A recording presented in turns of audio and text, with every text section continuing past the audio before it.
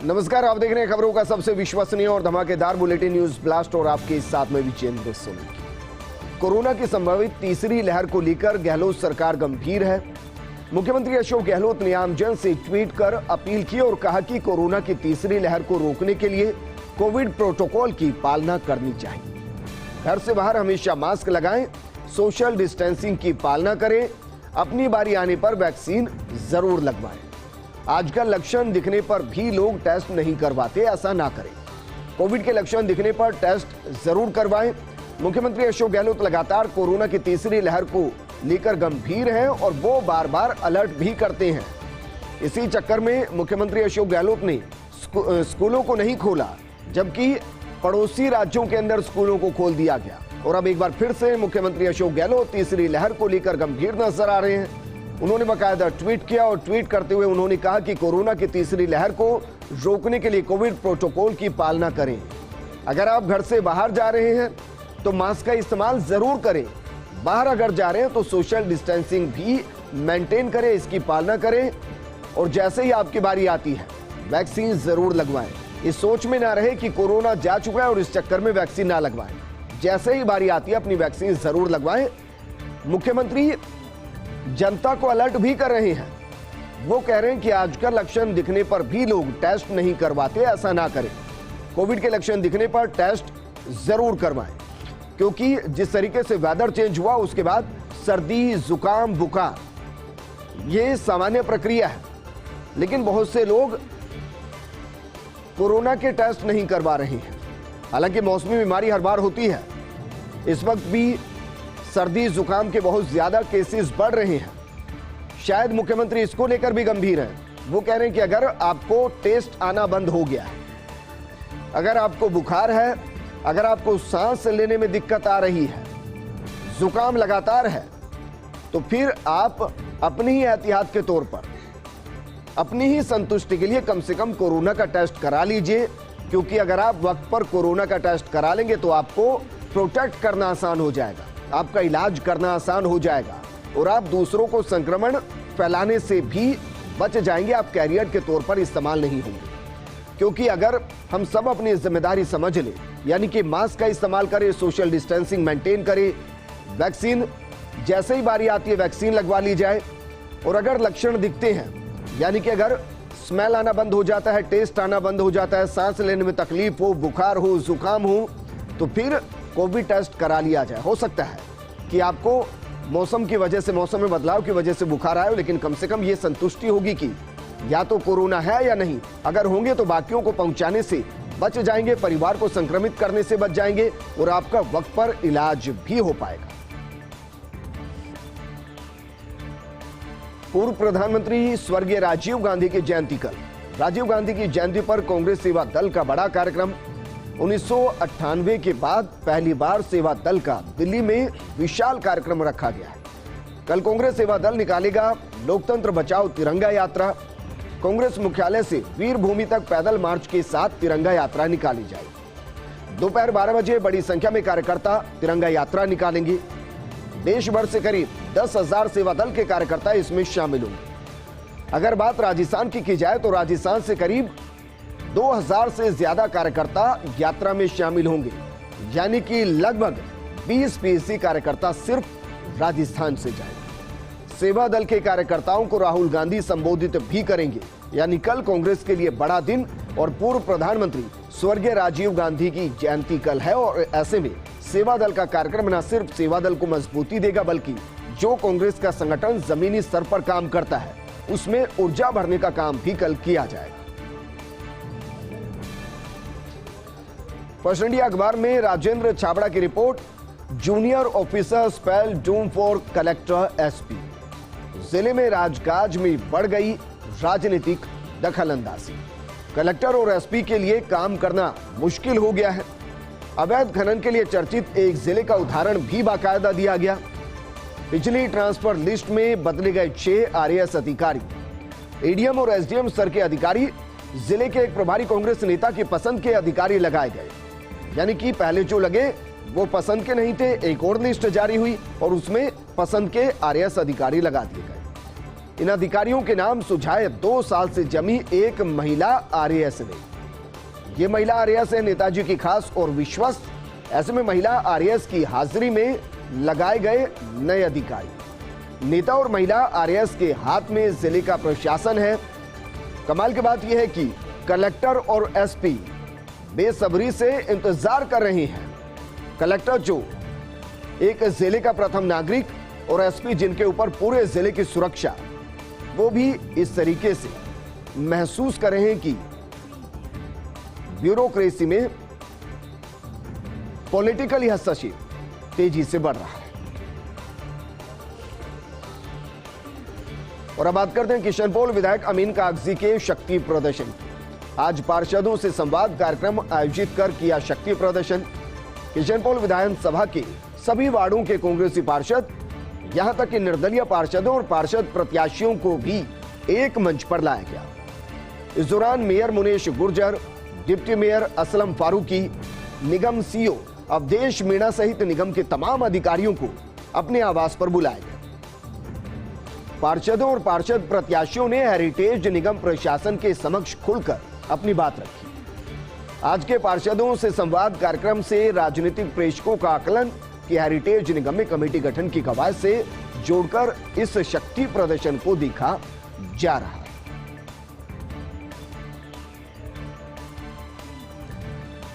और अब बात करते हैं स्वर्ण नगरी यानी कि जैसलमेर की, जिसका आज 866वां स्थापना दिवस है।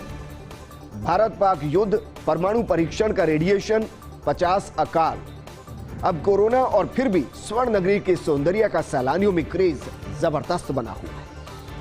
सोनार का किला स्वर्णिम आभा से हर किसी को मंत्रमुग्ध करता है, अपनी तरफ आकर्षित करता है, अपनी तरफ खींच लेता है कि उसके दीदार करने के लिए स्वर्ण नगरी आना ही पड़ेगा। भाटी राजा जैसल ने 866 साल पहले जैसलमेर की नींव रखी थी। और अब आपको लेकर आगे बढ़ते हैं। प्रदेश के अन्नदाताओं के लिए राहत की खबर है। राज्य में 10 दिनों बाद फिर से मानसून सक्रिय होगा। राजस्थान में मानसून की बारिश एक बार फिर से शुरू होगी। बंगाल की खाड़ी में लो प्रेशर एरिया के कारण मानसून एक बार फिर से सक्रिय होगा। कोटा, उदयपुर संभाग के 10 जिलों में बीते 24 घंटे में बारिश। दोनों संभागों में हल्की और मध्यम दर्जे की बारिश दर्ज की गई है। उदयपुर 12 जिले की 3 जगहों पर 1 इंच से ज्यादा पानी गिरा है। जयपुर, भरतपुर, कोटा, उदयपुर संभाग के करीब 15 जिलों में सामान्य बारिश, जबकि भरतपुर जिले के 1-2 स्थानों पर भारी बारिश की चेतावनी भी दी गई है। बंगाल की खाड़ी में बने सिस्टम से 22 अगस्त तक बारिश हो सकती है और बारिश राजस्थान के लिए जरूरी भी है, क्योंकि जमकर मेघ बरसने के बाद भी बांध अभी भी खाली है और उन बांधों के भरने के लिए बारिश का होना जरूरी, वरना राजस्थान गर्मी के मौसम में बूंद बूंद को तरस सकता है। घूसखोरों पर लगातार कसता जा रहा एसीबी का शिकंजा। एसीबी ने प्रदेश में आज 2 कार्रवाइयों को अंजाम दिया है। सबसे पहले बात करते हैं करौली के मंडरायल की। यहां रिश्वतखोर सरपंच को रंगे हाथों गिरफ्तार किया गया।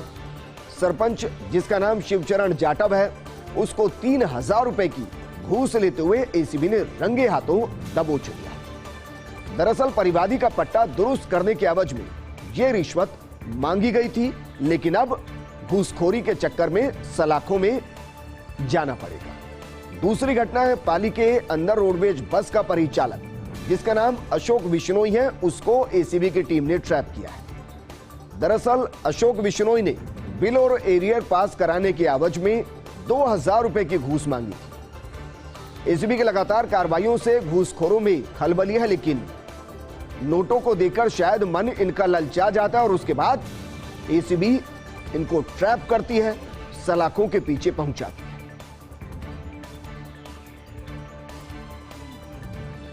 और अब बात करते हैं बीजेपी राष्ट्रीय अध्यक्ष जेपी नड्डा के उत्तराखंड दौरे की। कल से 2 दिन उत्तराखंड दौरे पर रहेंगे जेपी नड्डा।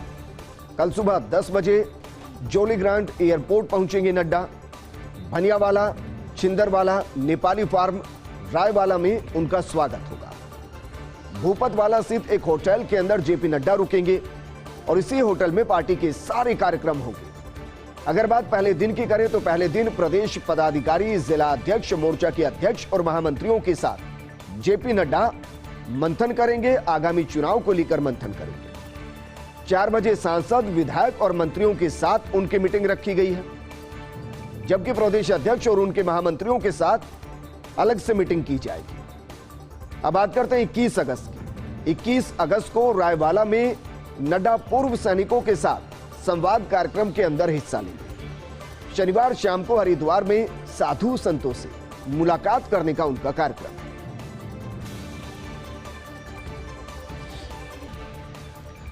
राजस्थान के लिए एक राहत की खबर है, क्योंकि जिस टिड्डी हमले ने बीते 2 साल खेती को सरहदी इलाकों में बर्बाद कर दिया, इस बार राहत की बात यह है कि राजस्थान में इस बार टिड्डी दल का हमला नहीं होगा। केंद्रीय कृषि एवं सहकारिता विभाग के सर्वे की रिपोर्ट सामने आई है।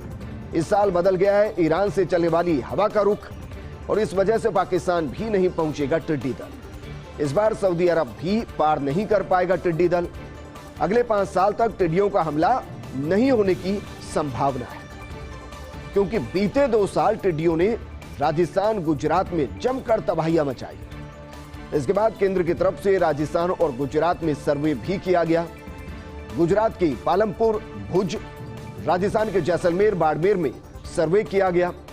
भारत पाकिस्तान के सीमावर्ती क्षेत्र में सर्वे बाकी है, लेकिन हमने वो तस्वीरें भी देखी हैं और बाकायदा हर किसी ने देखी होंगी, जब पूरे के पूरे खेत को टिड्डी दल आता और चट करके चला जाता। किसान के पास पछतावे के अलावा कुछ नहीं बचता।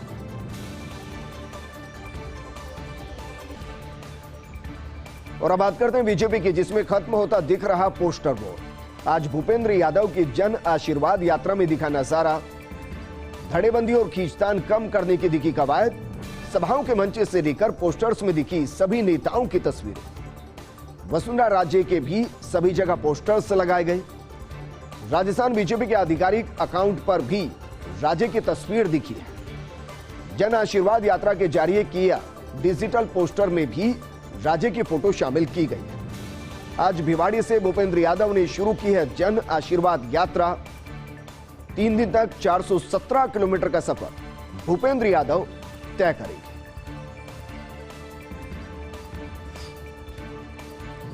प्रदेश में बीजेपी की जन आशीर्वाद यात्रा का आगाज। केंद्रीय मंत्री भूपेंद्र यादव ने आज यात्रा का आगाज किया। जन आशीर्वाद यात्रा का हरियाणा से राजस्थान में प्रवेश हुआ। अलवर के भिवाड़ी, टपूकड़ा, गैलपुर, तिजारा, भिंडूसी और किशनगढ़ बास समेत कई जगहों पर यादव का भव्य स्वागत किया गया। अलग अलग जगहों पर बीजेपी नेताओं ने उनका गर्मजोशी के साथ यात्रा का स्वागत किया। किशनगढ़ बास में भूपेंद्र यादव ने 25 लाख रुपए देने की घोषणा भी की। न्यायालय परिसर में जल भराव को लेकर भाजपाइयों ने ज्ञापन सौंपा था। प्रदेश में 3 दिन तक करीब 417 किलोमीटर की जन आशीर्वाद यात्रा होगी। जन आशीर्वाद यात्रा में 40 से ज्यादा स्थानों पर जनसंवाद कार्यक्रम होगा। केंद्र सरकार की योजनाओं को लेकर सीधा जनता से फीडबैक लिया जाएगा। यादव ने भिवाड़ी में पूर्व मुख्यमंत्री वसुंधरा राजे के कार्यकाल की जमकर तारीफ की। किशनगढ़ बास आते ही कहा कि इस टीम के नेतृत्व में प्रदेश में सरकार बनाई। यादव ने कहा कि राजस्थान में रुमाल झपट्टे का खेल चल रहा है। किस्सा कुर्सी का नाम की पिक्चर चल रही है, इसको खत्म करेंगे। वहीं अफगान पर तालिबान हुकूमत ने बढ़ाई देश के व्यापारियों की चिंता। ताजा घटनाक्रम से काबुल भारत के बीच द्विपक्षीय व्यापार बुरी तरह से प्रभावित है। भारत को अफगान से आयात होने वाले किशमिश, अखरोट, बादाम, अंजीर, पाइन नट, पिस्ता, सूखे खुमानी और चेरी तरबूज के बीज, इसके अलावा औषधीय जड़ी बूटियां और ताजे फलों का करोड़ों का कारोबार प्रभावित हो रहा है। वहीं भारत से अफगान को निर्यात होने वाले चाय, कॉफी, काली मिर्च, कपास, खिलौने, जूते और अन्य रोजमर्रा के इस्तेमाल होने वाली वस्तुओं को लेकर भी संकट बना हुआ है। आपको बता दें कि दोनों देशों के बीच 2020-21 में 1.4 बिलियन अमेरिकी डॉलर का व्यापार हुआ, जबकि 2019-20 में 1.52 बिलियन अमेरिकी डॉलर का व्यापार हुआ। वहीं भारत और अफगानिस्तान के बीच 826 मिलियन डॉलर का निर्यात है। 2020-21 में अफगान से 510 मिलियन अमेरिकी डॉलर का आयात हुआ था। देश के 8 करोड़ व्यापारियों के संगठन कैट ने इसको लेकर चिंता जाहिर की है। संगठन के पदाधिकारियों ने वित्त मंत्री निर्मला सीतारमण तक अपनी बात पहुंचाई ताकि दोनों के बीच जिस तरीके से व्यापार बाधित हो रहा है उसमें सुगमता आए और ये जो नुकसान हो रहा है उसकी भरपाई हो पाए। टाइम्स ऑफ इंडिया में अरविंद पानगड़िया का लेख आया। उन्होंने कहा कि पहले प्रधानमंत्री जवाहरलाल नेहरू ने सचमुच बड़ी गलती की। 1950 के दशक में दिया गया भारी उद्योगों को प्रोत्साहन, लेकिन 75 साल बाद भी भारत धनवान देशों की कतार में नहीं है। आजादी के 75 साल बाद होना चाहिए लक्ष्य। आजादी के 100 वर्ष बाद हर नागरिक होना चाहिए संपन्न। कोलंबिया यूनिवर्सिटी में प्रोफेसर हैं अरविंद पानगड़िया और उन्होंने ये लेख लेकर न सिर्फ सवाल खड़ा है बल्कि ये भी कहा कि भविष्य की रणनीति होनी चाहिए।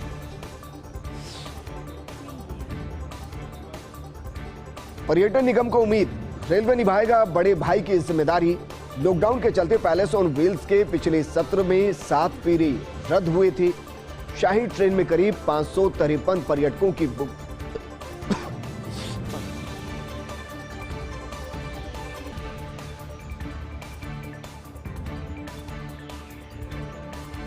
आपको बता दें कि शाही ट्रेन में करीब 553 पर्यटकों की बुकिंग रद्द करनी पड़ी थी। पर्यटन निगम को 3.5 करोड़ रुपए नुकसान का आकलन है। पर्यटन निगम के एमडी ने रेलवे बोर्ड को पत्र लिखा, लॉकडाउन के चलते हुए नुकसान की जानकारी दी, रेलवे से 56% हिस्सा राशि नहीं लेने का आग्रह भी किया। पैलेस ऑन व्हील्स के राजस्व में रेलवे आरटीडीसी का है 56 और 44 की हिस्सेदारी। सितंबर में अगले सत्र में भी पैलेस ऑन व्हील्स का संचालन मुश्किल ही नजर आता है।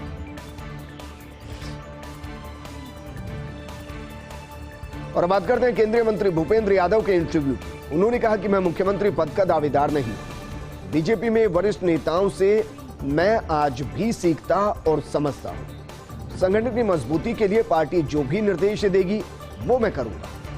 राजस्थान में कांग्रेस की क्या हालत है किसी से छिपी नहीं है। कांग्रेस से पूछा जाना चाहिए कि उनका संगठन है भी या नहीं है। पीएम ने जो जिम्मेदारी दी उसे पूरा करने में मैं जुटा हूं।